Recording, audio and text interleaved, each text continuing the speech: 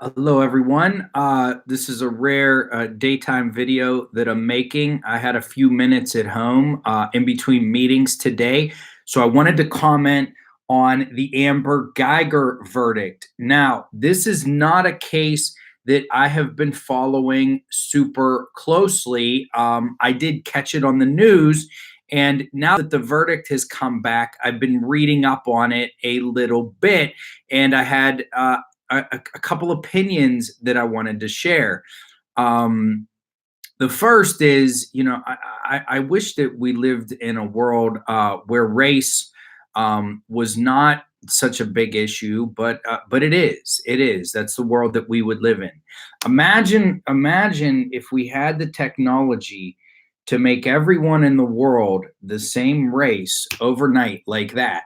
Is that something that we would want to do? That was just an interesting question that was going through my head. Anyway, as you may know, if you clicked on this, Amber Guyger was a police officer who was off duty, walked into the wrong apartment that she thought was hers, and she's a white female and shot a black male who was just hanging out in his house. Now, she had a trial and she was convicted of first-degree murder, which requires intent, uh, generally a degree of premeditation, which means you planned it in advance, or we also call it malice aforethought. So she was found guilty of first degree murder, and then subsequently she was sentenced to 10 years in jail. That's likely because she has no prior convictions. Now, Ms. Guyger maintained throughout that this was accidental, that she thought she was walking into her apartment, and that she fired at a shooter. Now, there are hundreds of twists and turns to what happened here. And maybe I'll do a later live show where we can just discuss all the facts that occurred. But as I was reading through what happened, because like I said before, I hadn't seen everything. There was one fact I thought that stood out, and I wasn't in the jury. I'm just reading this, but apparently after she shot the gentleman, she did not even attempt any CPR to save him. Now, I understand that she was likely in a certain state of shock, but I honestly feel that if she had taken some steps immediately after the shooting to try to resuscitate him, right? Like call the police, immediately call emergency authorities. Then you get down, then you try to save the individual's life. I think that might have made a big difference here. That she did not apply any sort of life-saving techniques, and she's a police officer trained in these. After she shot this individual, shows a degree of indifference to the act that she just took.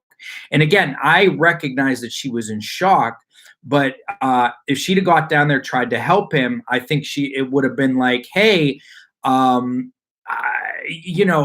made a mistake. I mean, she must have realized in the moments right after that she had made a mistake. She shot this individual. You get down, start giving CPR, stop trying to start trying to help this person. And then at the trial, later on, it'd be much easier for her to say, get up on the stand and say, I did everything I could to save his life as soon as I realized it was a mistake. And I don't know all her testimony. Okay. I don't know what all her testimony was. Just remember that. So this is partially speculation here. This is just my opinion, and this is off the cuff. But I think it would have made a big difference if she'd have got down and tried to save him. And her social media didn't help either. Apparently, she had made multiple racist comments or closely racist, prejudicial comments that didn't help. And so I think those facts, those comments that came in, thank you, individual in my chat who, I'll call you Zero Blank Given. If she had tried to help him right away, if she didn't have that past history, YouTube will punish me. If she didn't have those past history of tweets and social media comments, it might have gone differently for her. I believe that the jury read into her intent a little bit by her actions that didn't actually happen on that day. right? They read into the fact that she had made racist comments before and that she didn't help this individual immediately after he was shot. And so that might have helped sway the jury into reading into her intent. So I think that's a really, really powerful fact that she didn't help him. I don't know what the prosecutors did here.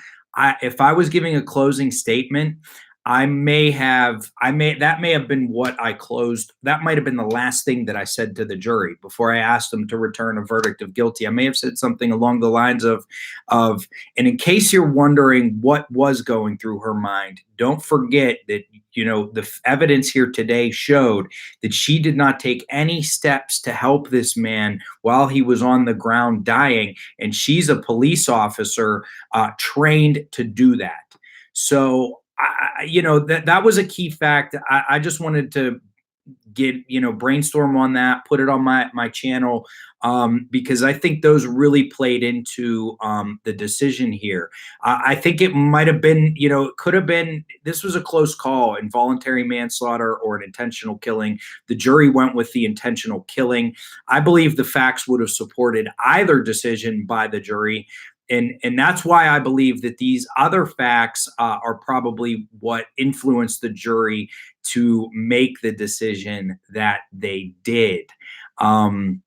There's a lot of criticism of the 10 years. I don't necessarily, I don't criticize that. I actually think that's a fair sentence, though it's true that a lot of people convicted of first-degree murder get much harsher sentences or even could face life sentences. But it's also true that a lot of people who commit first-degree murder have prior records and they have a long criminal past. So 10 years, 40 years. I don't know. Again, I didn't sit through that trial, and that decision can only be made once I've sat through that trial. So those were just really interesting facts. Her social media, she didn't help him. And I think that's ultimately, it could be what buried her here. I also saw that the makeup of the jury was, I believe it was I think it was majority black. It was certainly majority minority, and there were 4 white people on the jury. So I don't know if that had an effect. Maybe it did. Maybe it didn't. That's why I said I wish we could live in a world where race wasn't an issue, but it obviously is. Maybe we could do something to make the jury selection, to make the jury selection process a little bit different. It is true that a lot of black people aren't put on juries. So it's 5 black, 4 Hispanic. I believe there was 4 white people on the jury as well. So I don't know if that played into the role. It actually sounds like a pretty fair mix of jurors. Because you don't want maybe just one black person or just one white person on a jury in a trial like this. You want something closer to 50-50. And although it wasn't an exact 50-50 split, it was close. So it sounds like the jury was probably a fair mix. But I just wanted to comment on those factors real quick. I believe that she may have had a really good chance of coming out with that involuntary manslaughter conviction if she had applied CPR right away. So just sharing those thoughts with you. I'm not going to stick around.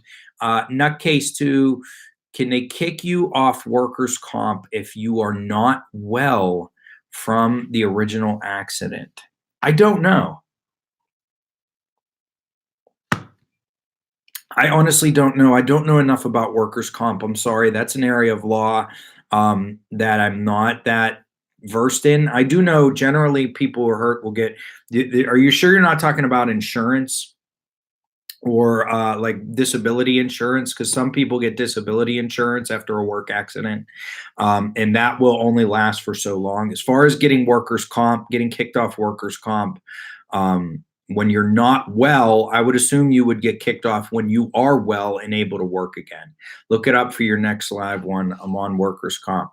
I'll see what I can do, nutcase. I will. I'll bounce around exactly what happens. Electrocuted. Wow. Sorry to hear that. I'm sorry to hear that.